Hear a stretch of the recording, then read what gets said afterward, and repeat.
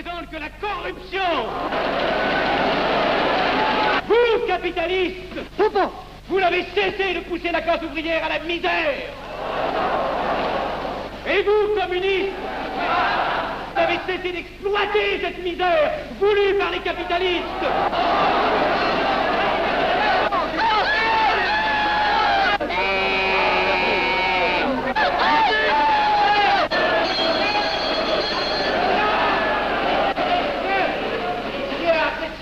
Et vous tous, parlementaires, désuets et périmés, n'insultez pas le parlementarisme.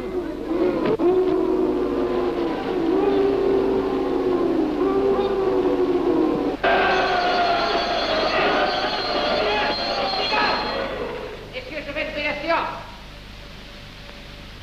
Continuez, monsieur Jackson. Messieurs, je n'ai plus rien à dire. J'ai eu conscience de vous dire quelques vérités, peut-être désagréables, mais utiles. Non, ce ne sont pas quelques interruptions qui m'arrêteront. La communauté française ne se bâtira pas sur le conflit de la vieille bourgeoisie égoïste et du peuple affamé. C'est pourquoi je ne voterai pas à ce projet qui donne satisfaction au capitalisme international et serait le beau prétexte pour les communistes à accentuer nos divisions. Je ne le voterai pas. Je serai sans doute le seul à ne pas le voter, car il semble que par une étrange aberration, la Chambre tout entière soit prête comme toujours à trahir l'intérêt français au bénéfice de certains intérêts internationaux très particuliers.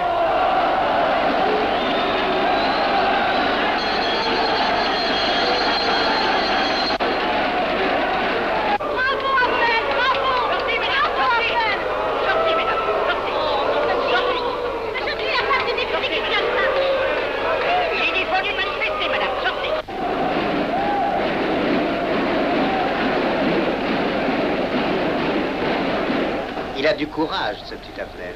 Ces petits nationaux trop puritains nous font perdre notre temps. Il faudrait l'éduquer un peu. De quelle loge est-il? Il n'est pas de chez nous, mon frère Dubois. Tout s'explique. Voilà un garçon intelligent qui a besoin d'une méthode et de conseils. Présentez-le donc. Il est sensible, il faudra procéder avec précaution. Envoyez-lui la rivière, il saura le persuader. J'y vais.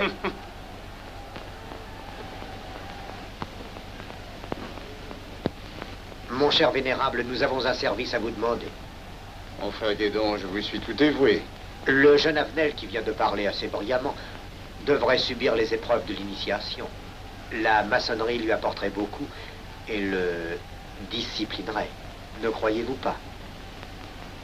J'y pensais déjà. Nous allons nous en occuper activement. Alors, je suis brisé. Comment avez-vous trouvé mon discours? Excellent. Vous leur avez dit de fort bonne vérité. Ouais, ça n'a pourtant servi à rien, ils ont voté le projet. Ça ne sert jamais à rien de dire la vérité. Les gens n'aiment pas la vérité. Ils préfèrent de beaucoup les mensonges. Vous êtes cynique. Non. J'ai une certaine expérience politique, déjà ancienne. À propos, voulez-vous venir un peu avec moi? J'ai quelque chose à vous dire. Volontiers.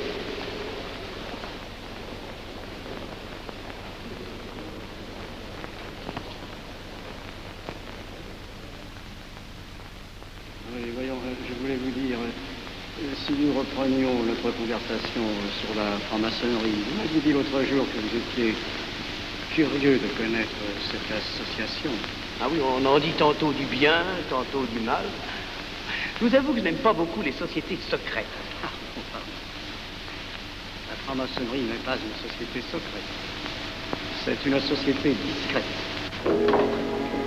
Pourquoi éprouves-tu tant de répugnance à me voir entrer dans la franc-maçonnerie? Cette association me semble suspecte. Il ne doit y avoir que des arrivistes là-dedans. Non, voyons, nous sommes peut-être aussi des braves gens animés d'un idéal sincère. Le texte qu'ils m'ont donné est rempli de bonnes idées.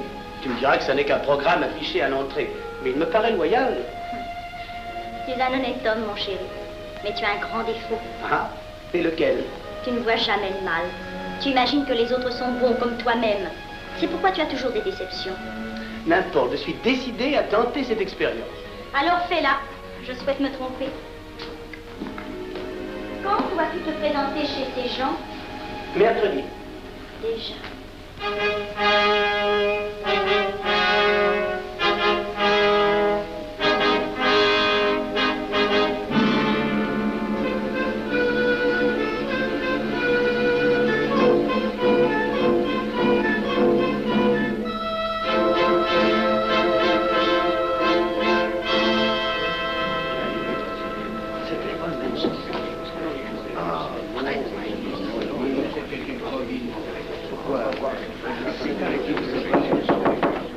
Mes frères, les travaux reprennent force et vigueur. La tenue du comité a voté l'interrogatoire du profane Avenel. Nous allons lire les rapports confidentiels de nos enquêteurs. Pierre Avenel, né en 1902 à Laval, a fait sa première communion. Oh, mon frère Godaï, je vous en prie. Mais déclare ne pas pratiquer régulièrement. A même cessé de fréquenter l'église. Très bien. Mais s'avoue spiritualiste.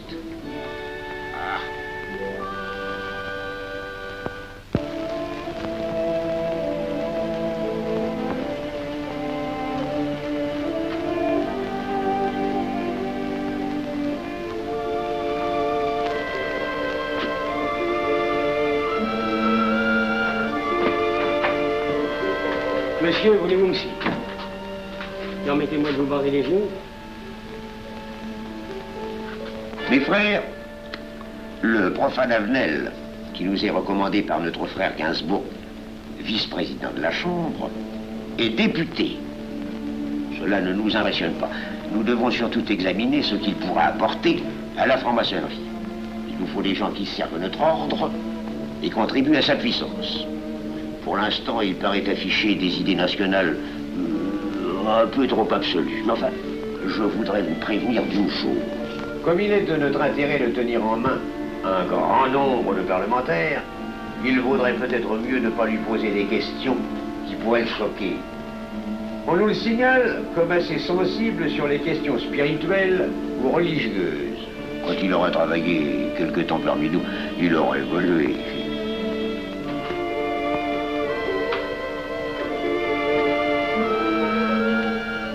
Et voilà, le silence le plus absolu, mes frères. Qui frappe ainsi régulièrement à la porte du temple? C'est un profane qui demande à être interrogé, vénérable maître. Faites entrer le profane.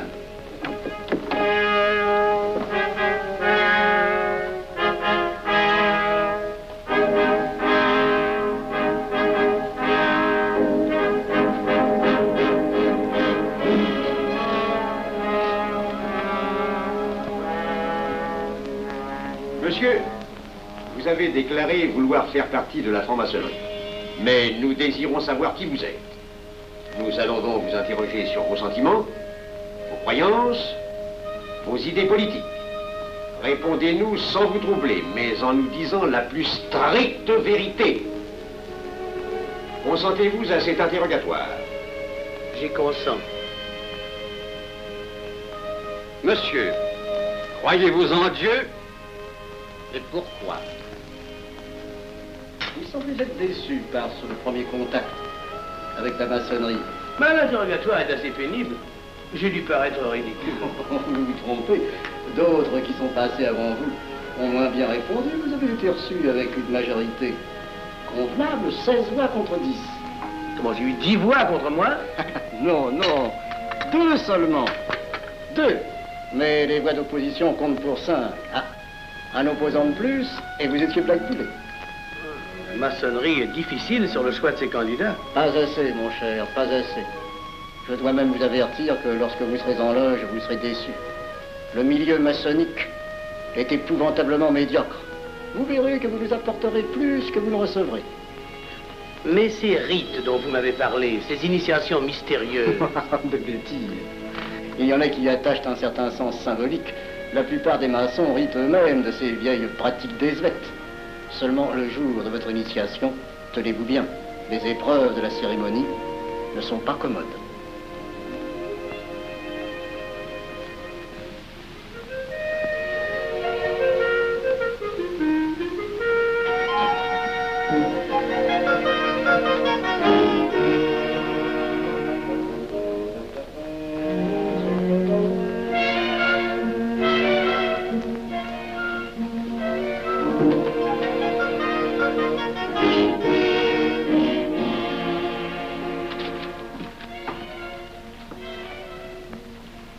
Bon. Attendez à la buvette, là. On viendra vous chercher. Alors, mais c'est entendu, mon cher, je m'occupe de ton affaire. Tu peux compter sur moi. C'est très important. Mais c'est entendu. Excuse-moi, la tenue va commencer, je suis un peu en retard. Viens, viens.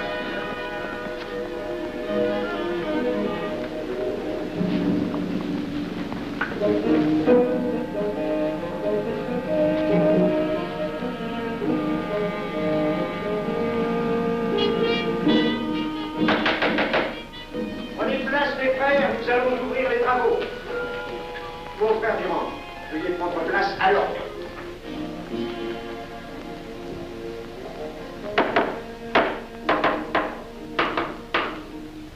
Frère premier surveillant, êtes-vous franc-maçon? Mes frères me reconnaissent comme tel, vénérable maître. Frère second surveillant, quel âge avez-vous? 3 ans, vénérable maître. Frère premier surveillant, quel est le premier devoir d'un surveillant en loge? Vénérable maître, c'est de s'assurer que le temple est couvert. Veuillez vous en faire assurer par le frère couvreur.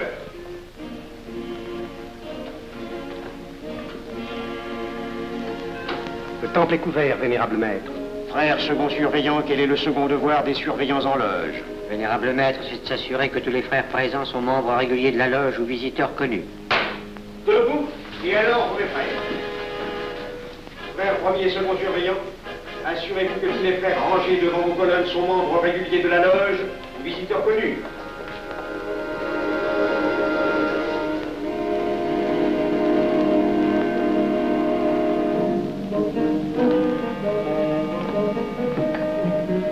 Vénérable maître, les frères qui décorent l'une et l'autre colonne sont membres réguliers de la loge ou visiteurs connus. Il en est de même à l'Orient. Frère premier surveillant, à quelle heure les francs-maçons opèrent-ils leurs travaux? À midi, vénérable maître. Quelle heure est-il, frère second surveillant? Il est midi, vénérable maître. Puisqu'il est l'heure du travail, frère premier et second surveillant, invitez les frères de vos colonnes à se joindre à vous et à moi pour ouvrir les travaux de la respectable loge des enfants de l'univers Orient de Paris, au grade d'apprenti, en la forme accoutumée. À moi, mes frères, par le signe, la triple batterie et l'acclamation.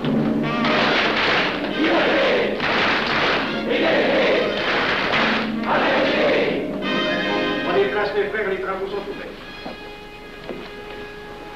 Mes frères, l'ordre du jour appelle l'initiation du profane Avenel. L'atelier a voté dans une précédente tenue la mission du dit profane. Nous allons donc ce soir le recevoir solennellement. Mon frère couvreur, veuillez aller chercher le profane Avenel qui a écrit son testament philosophique dans le cabinet de réflexion.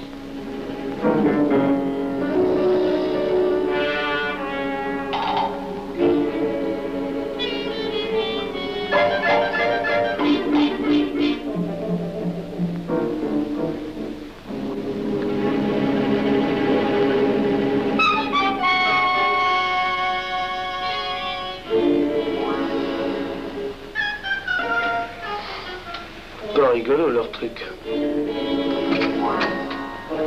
Monsieur, veuillez me suivre.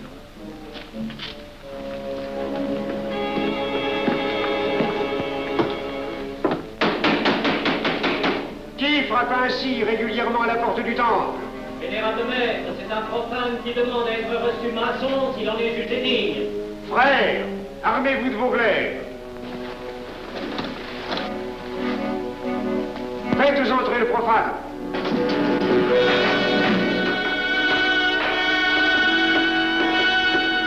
Laissez-vous, monsieur.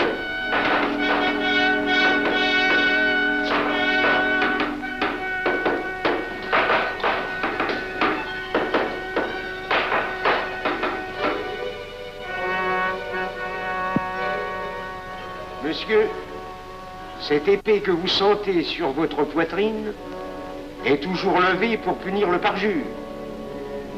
Elle est le symbole du remords qui déchirerait votre cœur si vous deveniez traître à la société dans laquelle vous voulez entrer. Est-ce de votre propre volonté, en pleine liberté, que vous vous présentez parmi nous? Oui. C'est une institution qui ne procède que d'elle-même. Elle prend sa force dans la raison. Persistez-vous toujours dans vos intentions? Êtes-vous bien déterminé à vous soumettre aux épreuves, quelles qu'elles puissent être? J'y consens. En ce cas, confiez-vous à la main qui va diriger vos pas. Mais comme il serait imprudent de s'imposer des obligations dont on ne connaîtrait pas l'étendue, il est de la sagesse de cette respectable assemblée de vous dire quels seront vos devoirs si elle vous admet dans son sein. Le premier est un devoir absolu de secret sur tout ce que vous pourrez entendre et découvrir parmi nous, ainsi que sur tout ce que vous verrez et saurez par la suite. Je dois exiger de vous un serment prêté sur la coupe des libations. Consentez-vous à le prêter? Oui. Frère expert, faites approcher le profane. Et vous, maître des cérémonies, apportez la coupe des serments. Présentez la coupe au profane.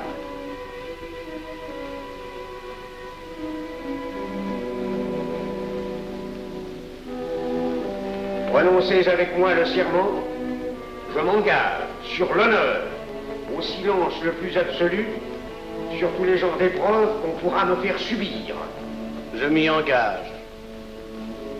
Vous devez connaître toute l'importance d'un serment. Si jamais vous manquiez à une parole aussi solennellement donnée, buvez. Buvez! Buvez! Que ce breuvage amer soit pour vous le symbole de l'amertume et du remords que laisserait dans votre cœur le parjure qui aurait souillé vos lèvres. Frère expert, emparez-vous du profane et faites-lui faire son premier voyage.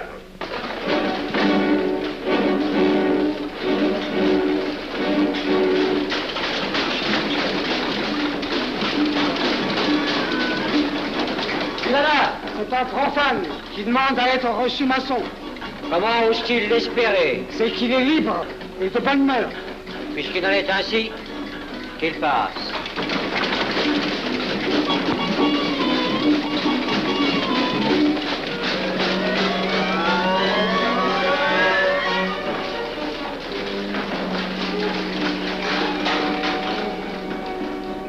Monsieur, le voyage symbolique que vous venez de faire est l'emblème de la vie humaine. Le bruit que vous avez entendu figure les passions qui l'agitent. Les obstacles que vous avez rencontrés peignent les difficultés que l'homme éprouve et qu'il ne peut vaincre ou surmonter que grâce à l'aide qu'il trouve dans ses semblables. Frère expert, faites faire le deuxième voyage.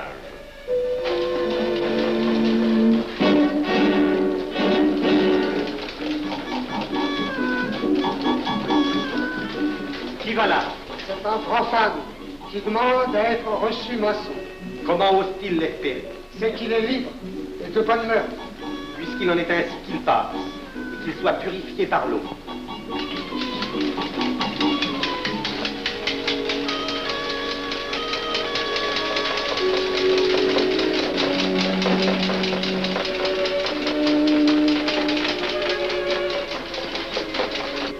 Monsieur, nous avons procédé à l'épreuve de l'eau qui représente l'épuration de votre esprit naissant à la vie maçonnique. Votre cœur doit être limpide comme l'eau pure. Frère expert, faites faire le troisième voyage.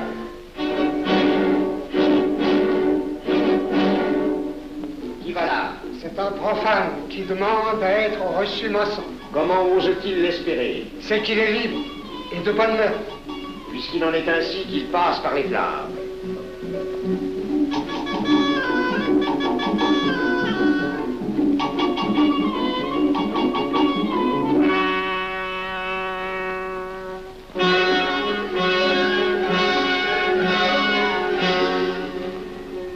Monsieur, les flammes dont vous avez été environné ont achevé vos épreuves.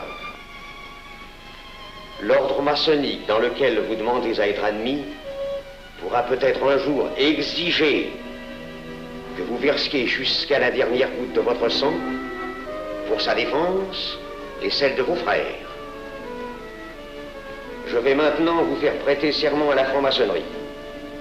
Frère expert, amenez le profane à l'autel. Mes frères, debout, à l'ordre et glaive aux mains.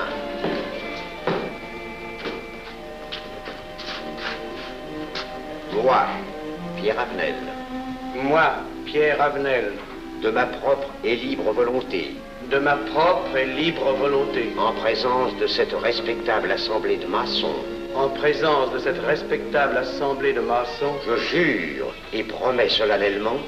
Je jure et promets solennellement. De ne jamais révéler aucun des mystères de la franc-maçonnerie qui vont m'être confiés. De ne jamais révéler aucun des mystères de la franc-maçonnerie qui vont m'être confiés. Quelle idée saugrenue ton mari a-t-il de se faire recevoir franc-maçon? Je lui ai déconseillé tant que j'ai pu, mais tu sais comme il est entêté. Il va se trouver dans un milieu d'arrivistes si médiocre. On l'a pourtant bien prévenu. Pourvu qu'il ne lui arrive rien. Il y a tant d'histoires qui courent sur le compte de ces sociétés secrètes. Ne t'inquiète pas, Pierre. Il saura se tirer d'un mauvais pas. Prudent. Pas assez. Monsieur, le serment que vous venez de prêter ne vous donne-t-il aucune inquiétude? Consentez-vous à le renouveler lorsque vous aurez reçu la lumière?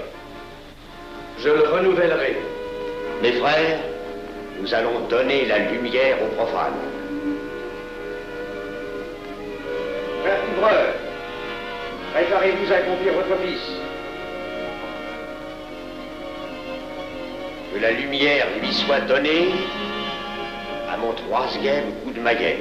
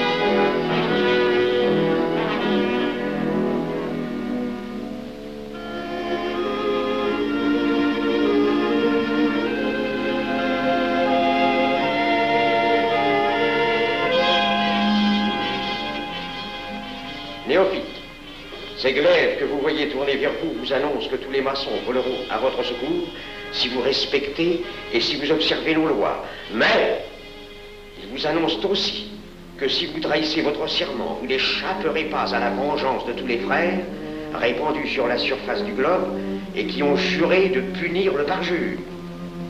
Le jurez-vous, mes frères? Nous le jurons.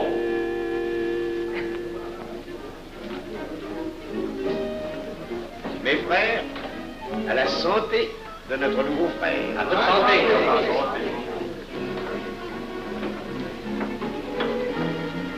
Mon très cher frère, qu'est-ce que vous pensez de cette soirée? Eh bien, c'est curieux. Cette cérémonie est très impressionnante. Mon cher frère, pourrais-je vous laisser ma carte au cas où vous auriez besoin de mes services? Je vends de tout. De la bonneterie, des chaussures, du savon à des prix invraisemblables. Tu permets, mon cher Lévi-Stein? Je t'en prie. Mon frère Avenel, nous allons bientôt vous mettre à contribution. Oui, un de nos amis de notre loge voudrait un bureau de tabac. Le Grand Orient est submergé de demandes en ce moment. Avec vous, ça ira peut-être un peu plus vite. Volontiers. Je vous remercie. Ah, dans quelque temps, je vous parlerai aussi d'une autre affaire. Depuis plusieurs années, j'ai droit à la Légion d'honneur. Je ne m'en suis jamais occupé, je n'ai pas voulu déranger nos amis pour ça, on leur demande déjà tellement de choses, n'est-ce pas? Vous m'aiderez? À votre service. Merci beaucoup. Alors, au revoir. Ah non, pas comme ça. Voyez-vous, des petits coups secs avec le pouce, là, comme ça. Pam, pam, pam. Essayez. Pam, pam, pam. Et ben voilà. Avec ce signal-là, on ouvre toutes les portes.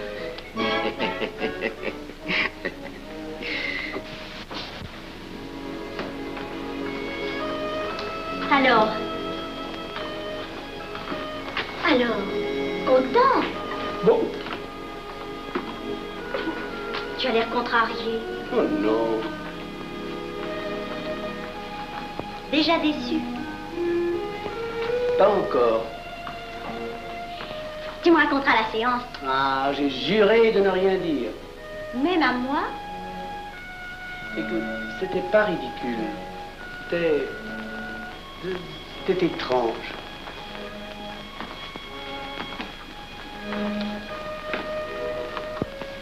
Mon chéri. Oh, mon chéri, c'est idiot, mais j'ai peur pour toi. Qu'est-ce que tu veux qu'il m'arrive? Oh, mon grand.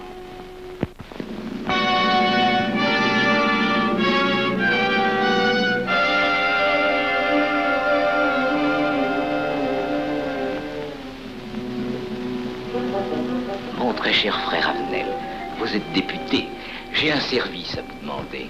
Lisez l'info, tous les détails sur la filouterie. Mon très cher frère, si vous pouviez m'obtenir cette place, vous me feriez plaisir.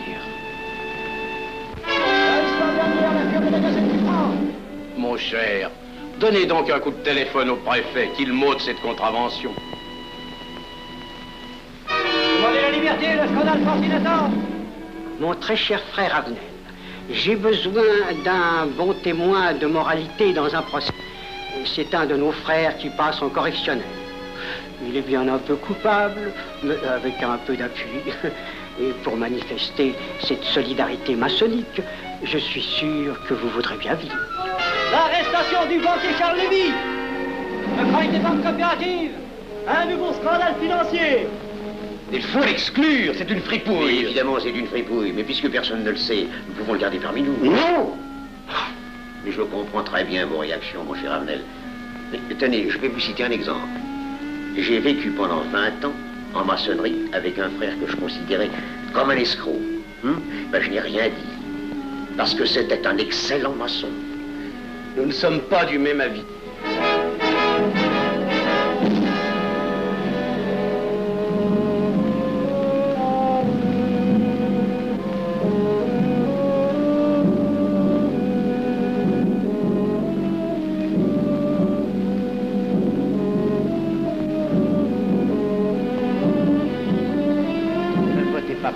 Pourquoi? C'est un adversaire de la maçonnerie. Et son projet est excellent. Qu'importe, il nous dessert. Vous n'avez pas l'air de mon ami.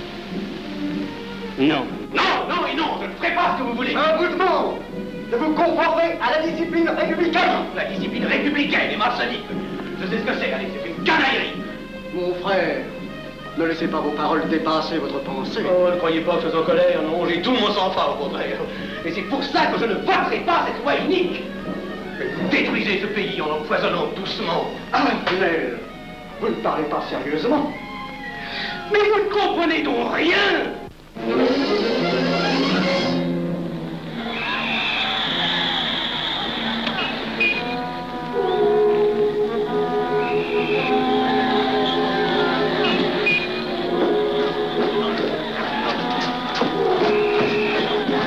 Que se passe-t-il? Regardez.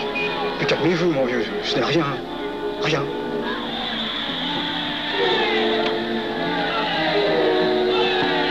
Que croyez-vous qu'on doit faire? Rien. Surtout rien. Dans de pareils cas, il faut attendre. Et croyez-moi, il n'y aura pas d'incident. Tous ces gens vont rentrer se coucher. Ils sont fatigués d'avoir crié.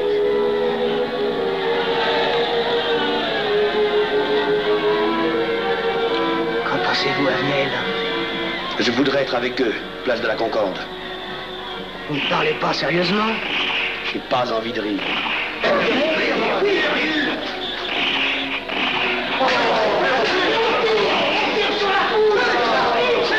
Il faut arrêter ça, oui. Mais surtout, il faut arrêter ça.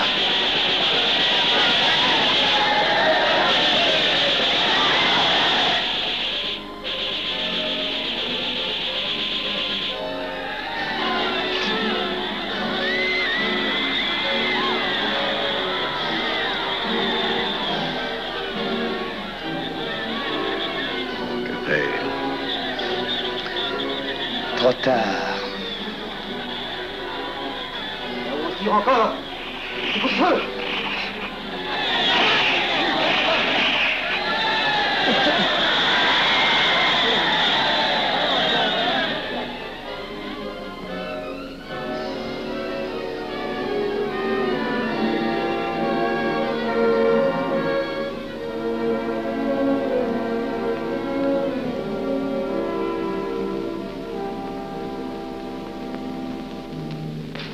Messieurs, nous avons établi définitivement la liste des membres de la commission d'enquête.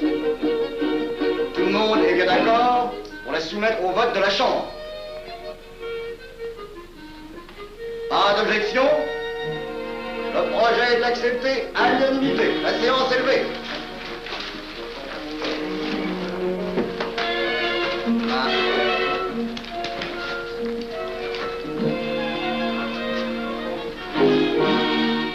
Vous pensez que ça va marcher? Je ne prévois pas d'opposition. Si cela est ainsi, nous risquons de nous en tirer. Je le crois sincèrement. Nos frères députés nous attendent dans un salon voisin. Ils sont impatients de vous entendre. Bah, allons-y. Avenel. À propos, cher ami, je vous ai mis d'office dans la commission d'enquête. Moi, pourquoi? C'est indispensable. J'ai besoin de vous. Venez avec nous. Vos amis nous attendent.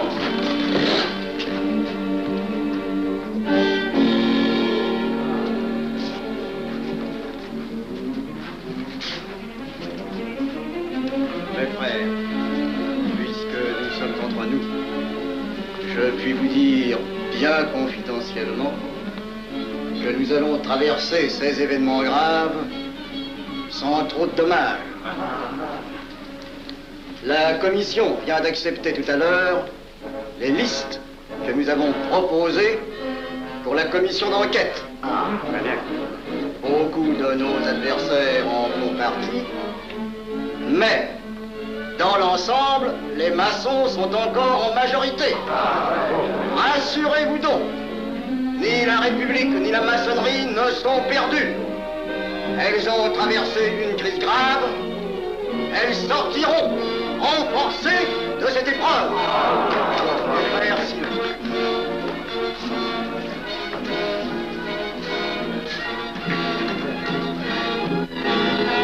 Demandez l'anti-Marfond, le scandale de la commission d'enquête! Demandez l'anti-Marfond, le scandale de la commission d'enquête! Vous me demanderez successivement le Quai d'Orsay, la Banque de France, l'état-major, le secrétaire général du Parti radical socialiste, le temps et les usines d'aviation Guerlain. Bien, monsieur.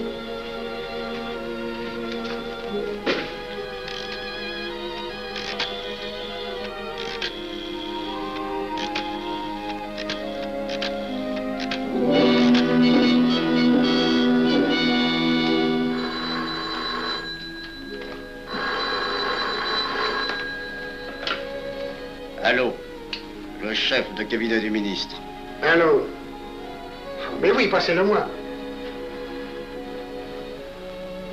Lui-même, à vos ordres, mon très cher ami. Je ne peux rien vous dire par téléphone. Il pleut.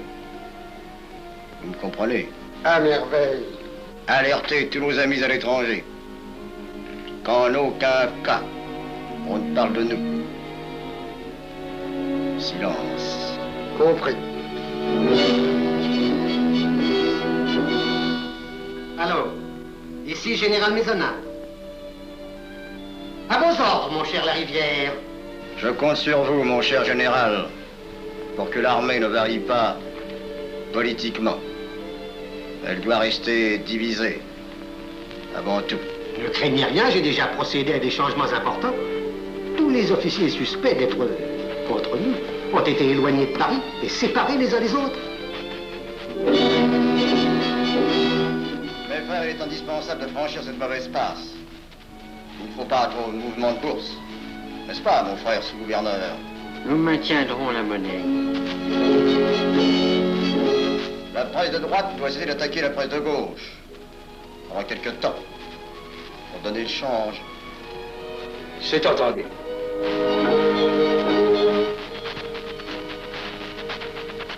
Les partis de gauche doivent faire entente avec ceux du centre. Et ceux de l'extrême gauche. De la sorte, nous contrôlons le peuple. Bloc populaire. Mieux. Front populaire. Bien. Quant à vous, mon cher Garlet, j'ai reçu ce matin une communication de l'étranger. On nous demande d'envoyer immédiatement du matériel d'aviation en Espagne, moyennant quoi nous aurons tous les appuis politiques nécessaires.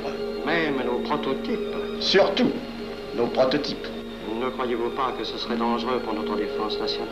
Faites ce que je vous dis.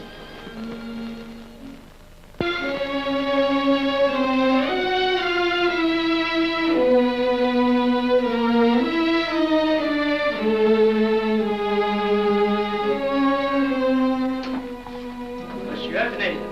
Faites entrer. Ah, bonjour, cher ami. Comment on va? Bien, merci. Ah, je vous ai fait appeler. Que se passe-t-il? On ne vous voit plus. Vous le boudez? Oh non. Cigarette. Non, merci. Dites-moi, pourquoi avez-vous refusé de faire partie de la commission d'enquête? Oh, j'ai beaucoup de travail en ce moment et je fais déjà partie d'autres commissions. Avenel, répondez-moi franchement. Ce n'est pas parce que nous avons eu l'autre jour une petite discussion bien fraternelle? Eh bien, justement, si. Je voudrais vous parler de la franc-maçonnerie. Ah, mais bien, voyons, mais bien entendu. Asseyez-vous. Ah. Alors? Ah. Je vous écoute. Eh bien, voilà, vous avez été mon présentateur, je vous dois une explication. Je suis décidé à déposer ma démission. Vous avez l'air d'avoir été déçu par la maçonnerie. Oh, pire, choqué. Pourquoi? Mais confessez-vous, mon vieux. Vous ne serez pas le premier maçon qui m'aura ouvert son cœur. Qu'est-ce qu'on vous a fait? Mais à moi, personnellement, rien. Mais je trouve ce milieu maçonnique... pourri d'arrivistes écœurants. Je vous l'accorde. Ah, ben, je ne vous le fais pas dire. Oh, croyez-vous que je sois dupe? Ben, alors, je ne comprends pas. Tant de vertus affichées sur le programme à la porte. Tant de mystères à l'intérieur pour ne cacher que ces petites combines, ces appétits de comitards. Je m'attendais à trouver des hommes dévoués, sinon supérieurs. Au lieu de ça, je n'ai rencontré que des quémandeurs de bureaux de tabac ou de décoration, ou alors des fripouilles qui cherchaient à m'utiliser pour échapper à des condamnations. En dehors d'eux, des phraseurs, des sectaires ignorant tout, ne connaissant rien de l'histoire de leur pays, rien de l'histoire du monde, rien de la politique, rien de la philosophie, rien. Ah, des cerveaux vides, mais des dents longues et des langues folles. Et c'est cela qui gouverne la France. Quel grade avez-vous maintenant? Bah, j'ai été initié à la maîtrise il y a peu de temps. Eh bien, si vous avez le courage de vivre encore quelques années dans la médiocrité des ateliers bleus, vous passerez ensuite aux ateliers supérieurs. C'est mieux? C'est autre chose. Voyons, vous êtes 33e, n'est-ce pas? C'est le grade le plus haut dans la maçonnerie. Mon petit Avenel, je vais vous révéler, quoique je ne le doive pas, ces fameux secrets maçonniques dont on fait tant de mystères. En maçonnerie, on cache tout aux petites gens. En bas, vous ne savez rien. En haut, vous commencez à voir un peu plus clair dans le jeu mondial. Moi-même, je ne suis pas totalement éclairé sur les intentions des dirigeants de notre ordre. Et quand je dis dirigeants, je me trompe. Il n'y a pas de chef chez nous. Il n'y a que des exécutants. Je suis un pion sur un échiquier, j'accomplis une fonction. Je reçois des messages. J'obéis. Je transmets. J'agis. Mais qui dirige? Personne. C'est beaucoup plus compliqué et simple en même temps qu'on ne pense.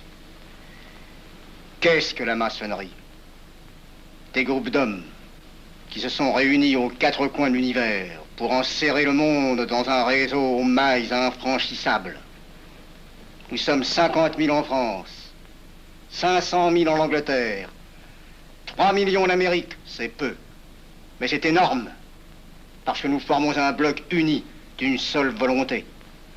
Nous rayonnons partout, nous commandons partout. Ici, 300 parlementaires sont francs-maçons. En Angleterre, le roi fait partie de notre ordre. Aux États-Unis, le président est 32e. Il n'y a pas un pays où nous n'ayons nos appuis secrets, nos hommes, nos banques, nos groupes dévoués. Et ceci n'est rien. Je ne vous montre là de la maçonnerie que la puissance physique. Il y a peut-être autre chose. Mais quoi? Une doctrine supérieure. Une antique expérience des forces du monde qui nous permet de pousser les peuples tantôt vers la vie, tantôt vers la mort, quand il le faut. La mort? Mais je croyais la maçonnerie attachée à la paix. À une certaine paix. Notre paix. Sinon,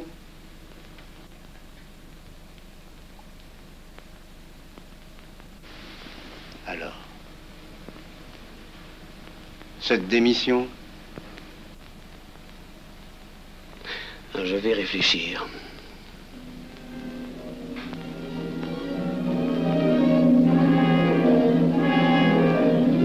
Alors, il n'y a qu'une solution, la guerre. Pour réussir à déclencher la guerre, la maçonnerie a besoin de tous ses hommes. Sur combien de voix pouvons-nous compter à la Chambre? Nos frères parlementaires sont à peu près tous sûrs. Sauf un, que j'oserais nommer, car il fait partie de notre loge. Qui donc? Avenel.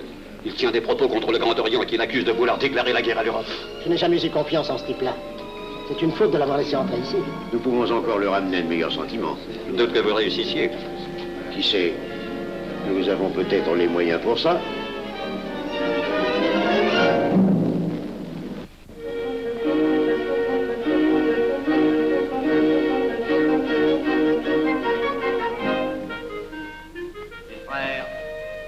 L'aviation allemande n'a pas d'appareil. Plus de 2000 accidents d'avion l'année dernière en Allemagne. La ligne Siegfried est à peine construite. Les tanks allemands marchent difficilement. Un détail entre autres qui m'a été rapporté par un de nos frères. Quand leurs tanks sont entrés à Vienne, on s'est aperçu que certains d'entre eux étaient en carton et montés sur des hautes bicyclettes. Croyez-moi, mes frères, il nous serait facile d'abattre le national-socialisme dont les exigences sans cesse accrues deviennent intolérables. Et libérer ainsi nos frères réduisent à l'esclavage. Jamais nous n'avons été plus près. En 15 jours, nous réglerions le sort de l'Allemagne. Notre loi régirait l'Europe définitivement. Notre victoire est sûre. C'est faux. C'est faux. Silence. Ce que dit cet homme est faux. Mon frère, je vous rappelle alors, vous n'avez pas la parole. Je le sais. Je suis député et membre de la commission de la défense nationale. Je ne peux pas laisser se prolonger un discours aussi manifestement erroné. L'appréciation de monsieur... De notre frère, Liechtenstein. Oui, si vous voulez. Sur l'état de l'armée que possède l'Allemagne sont des mensonges. Et ajouter foi serait de la stupidité. Mais pourquoi vouloir une guerre entre l'Allemagne et la France? Mon frère, vous n'avez pas la parole. Peu m'importe. Mais je tiens à dire qu'aucun motif réel de conflit ne peut être invoqué. Vous le direz tout à l'heure, après l'exposé de notre frère. Non, je la dirai immédiatement, avant d'entendre des stupidités bellicistes. Mais vous tous, maçons, vous poussez à la guerre.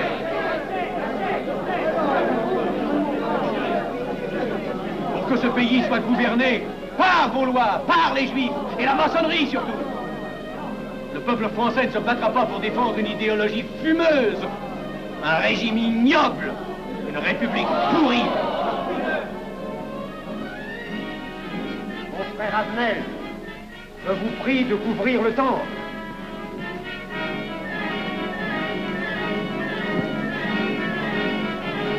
Vous êtes tous des menteurs et des faussaires. Tout chez vous n'est qu'une sinistre comédie.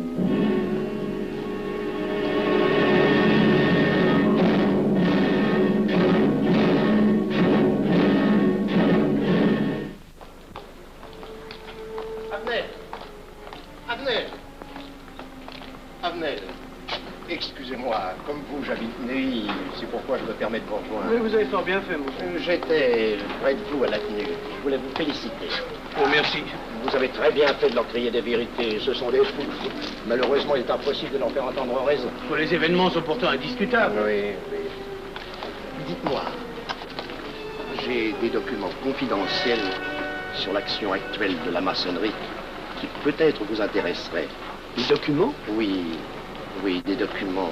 Vous êtes député, il serait utile et urgent que je vous les communique. Mais je crois bien, où sont-ils? Chez moi, pas très loin d'ici. Si vous avez quelques minutes. Et volontiers, allons. Alors, qu'est-ce qu'on décide? Pétard ou couteau? Le couteau, ça fait moins de bruit. Attention, les voilà.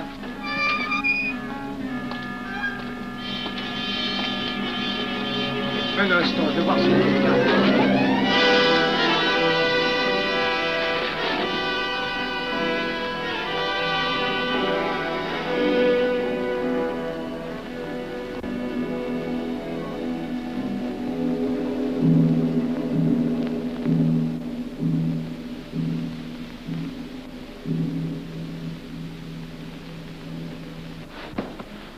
Ne t'inquiète pas, mon chéri. Tu guériras vite. Le docteur a dit maintenant que tu étais sauvé, à condition d'être sage.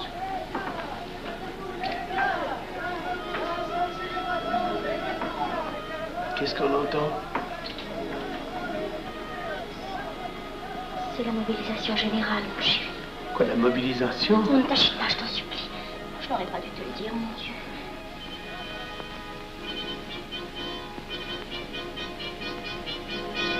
T'en fais pas, mon chéri. Tu reviendras vite.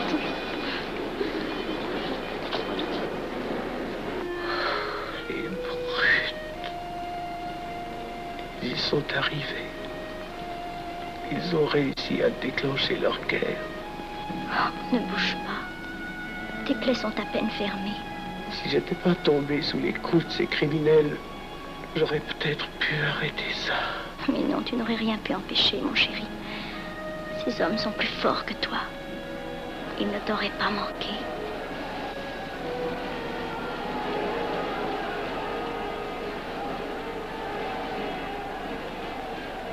Qu'est-ce que c'est?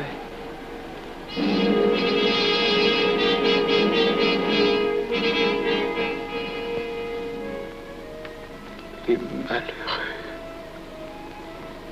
S'ils savaient ce que je sais.